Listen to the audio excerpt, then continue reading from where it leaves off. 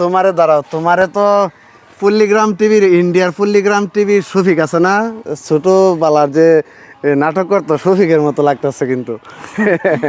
হাসিটাও কিন্তু শফিকের মতো। তো আমি আনন্দবাজারে এসে এই যে আমার সাথে লোকটি, সে বলতেছে আমার ভিডিও দেখে, আমার ভিডিও নাকি ভালো লাগে। তো আমার ভিডিও কি আসলে দেখো? জি, প্রতিনিয়ত দেখি।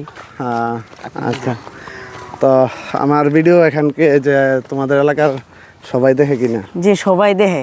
সবাই শফিকুল বাইর যামু একদিন দিক কামু, সোহেল ভাই বাইর যামু, কয়েলের ভিডিও দিক কামু।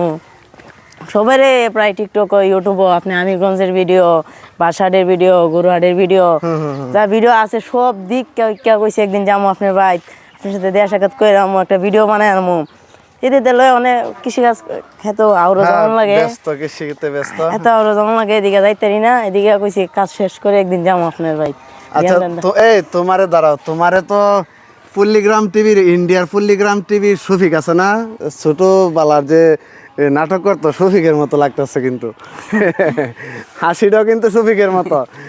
আসলে আমি এতক্ষণ খেয়াল করি নাই, এখন খেয়াল করলাম সেম শফিকের মতো, যে পল্লীগ্রাম টিভির ইন্ডিয়ার, হ্যাঁ, শফিক কিন্তু ছোট কাল থেকেই পল্লীগ্রাম টিভিতে কাজ করতো, সে অনেক ফেমাস।